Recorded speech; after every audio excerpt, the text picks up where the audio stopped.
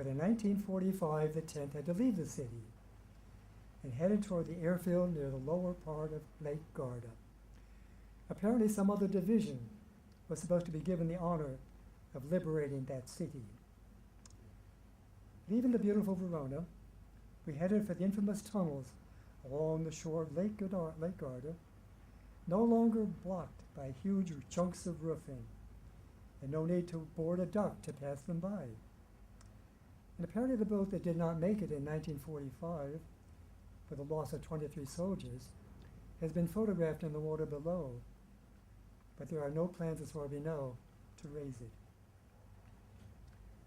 At the northern end of Lake Garda is Torboli, no longer the place of the number 88 gun firing into the tunnels, but the place where Colonel Darby, assigned to lead Task Force Darby, in a race to shut the Alpine passes, fell victim to a stray 88 shell.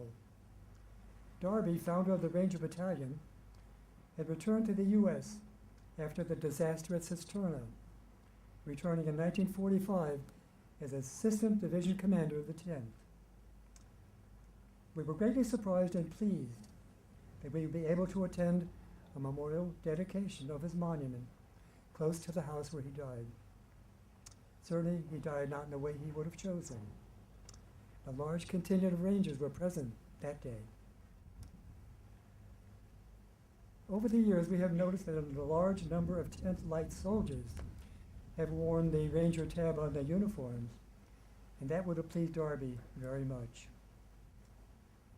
A number of our guys have returned to Italy on reunion trips, some quite often. The question is, why do veterans choose to return to scenes from their war?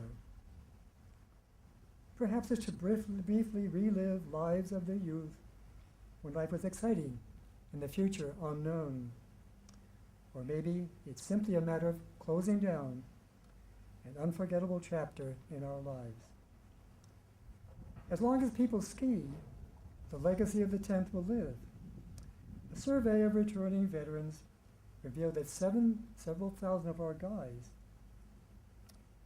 got involved in the fledgling American ski industry, giving it a needed shot in the arm.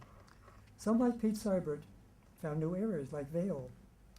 Others, like Walter Prager, winner of the first great race on Mount Maingard in Yugoslavia in 1945, ran ski schools as he did here at Whiteface.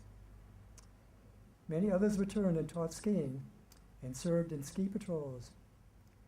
Fred Vetter of our chapter helped organize the first ski patrol at Gore Mountain. There were actually very few skiers in the U.S. that did not enjoy the enthusiasm and skills of the returning troopers. We're always intrigued by pictures and stories in the Fort Drum Mountaineer showing 10th Light soldiers on skis or snowshoes, climbing up cliffs or sleeping in the snow. We can relate to those very well. But as always, the future, even in the Army as elsewhere, belongs to the upcoming generations, here represented by the 10th Light soldiers standing before us in their very shabby, dappy uniforms. We certainly greatly value their carrying on our name and tradition. And so it is with great honor and respect we salute you now and say thank you.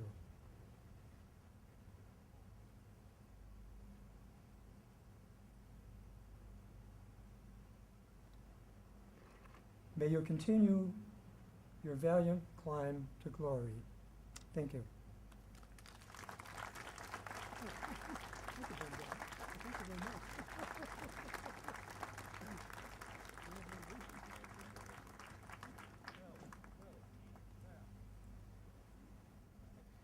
Ladies and gentlemen, the commander of the 2nd Brigade Combat Team, 10th Mountain Division, Colonel David S. Doyle.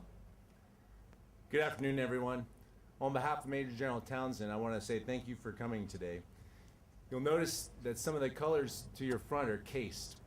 That's because the soldiers that serve under those colors are currently deployed in combat missions in Afghanistan.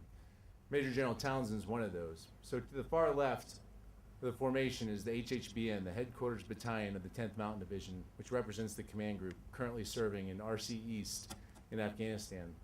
In the center of the formation are the cased colors of the 3rd Brigade Combat Team, almost completely redeployed, but still with soldiers in harm's way. As you trace along the front, you'll also see the Sustainment Brigade colors cased.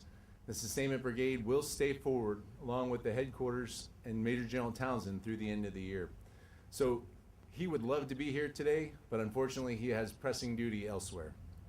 I want to say thank you to Mr. James Redmore, the Vice President of the 10th Mountain Division Association, and Colonel Retired Mike Plummer, the 10th Mountain Division Association Chapter President, and a special thank you to all the World War II veterans from all the units and all the services who took time to join us here today. It's a true honor and privilege for us to join you and participate in this historic event. I also want to thank all the volunteers here at Whiteface who work so hard to help us recognize those individuals who fought for our country while wearing the 10th Mountain Division shoulder patch and serving alongside others who have served with distinction.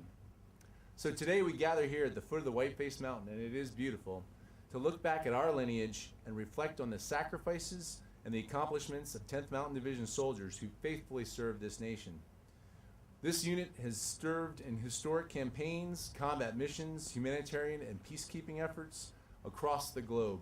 It is the most deployed division in the United States Army. We have gone where others dared not go. Today we remember a specific portion of our lineage and legacy and honor those mountain warriors who served in World War II. This place where we stand is a fitting tribute to the legends of World War II who defeated the Germans in Italy. Those individuals who made a daring night climb and assault on Riva Ridge, a 1,500-foot cliff. To those individuals who fixed bayonets before assaulting Mount Belvedere. To those warriors who spearheaded the attack across the Po Valley. Their efforts and set subsequent mountain warriors up for success. They led the way for those who then followed and fought in the sands of Iraq during Desert Storm, who persevered in the streets of Mogadishu, Somalia, and for those who are part of the post-September 11th generation that's fought in the Iraqi cities and the mountains of Afghanistan. But as we look back and consider those days in 1945, we have to remember half a century separates us from those battles. Most of the soldiers who fought there were not much different than the soldiers who are out on the field today and serve in the 10th Mountain Division. They came from our towns, our cities, our homes.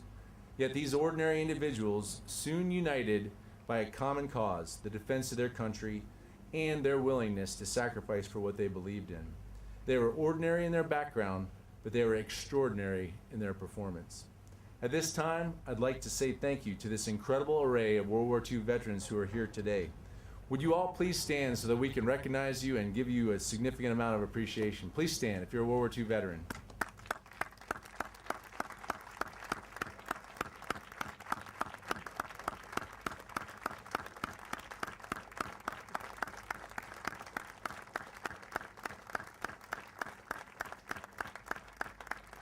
Thank you so much. We are honored by your presence. This is your day. You are the ones that we are here to salute. Your courage and your fortitude are beyond praise. Your sacrifice, your efforts, and your courageousness will never be forgotten. This rededication ceremony is a proper opportunity for the 10th Mountain Division to remember its foundation. It's a reminder that the 10th Mountain Division's legacy is what sets us apart from others. And this is also an opportunity to say thank you, to shake your hand, and to recognize the members of the greatest generation. It's a very personal and moving event. So, today at the point of origin for the 10th Mountain Division, we pay tribute to the giants of the past. We thank the skiers, the warriors, and the heroes of our division who gave so much in the defense of our nation. Thank you for your attendance today. Courage and honor, climb to glory.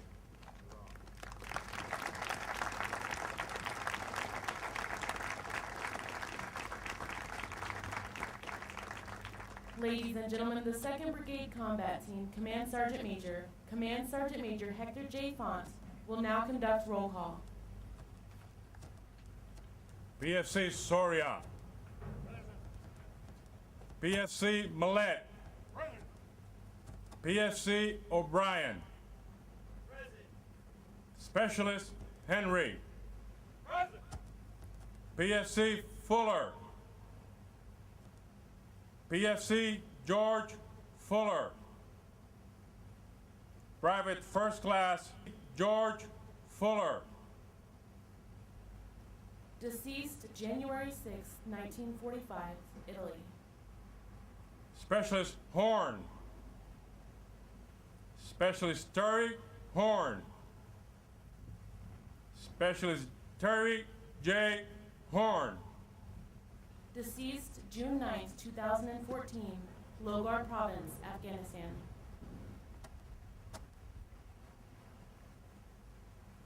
Ladies and gentlemen, please rise for the rifle volley salute and remain standing for the playing of taps and Amazing Grace.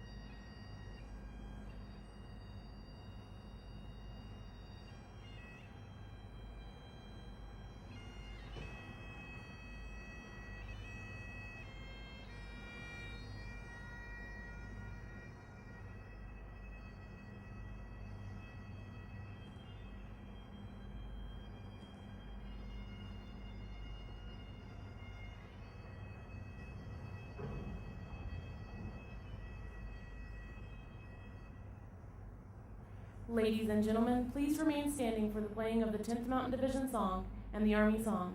The lyrics can be found in your programs.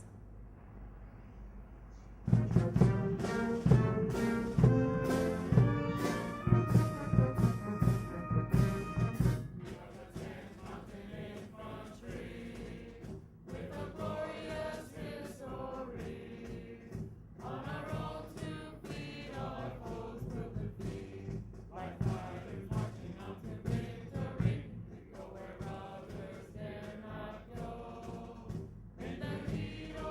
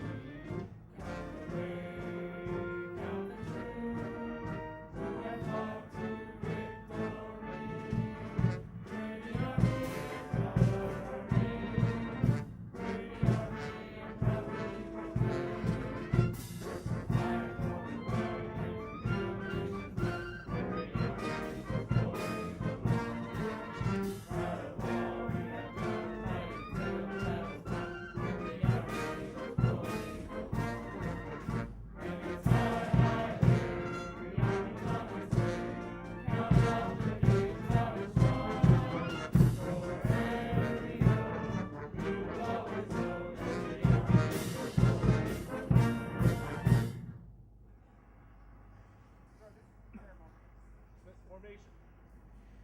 Ladies and gentlemen, this concludes today's ceremony. You are all invited to join us for beverages in the Whiteface Mountain Ski Lodge. Thank you for attending today's ceremony.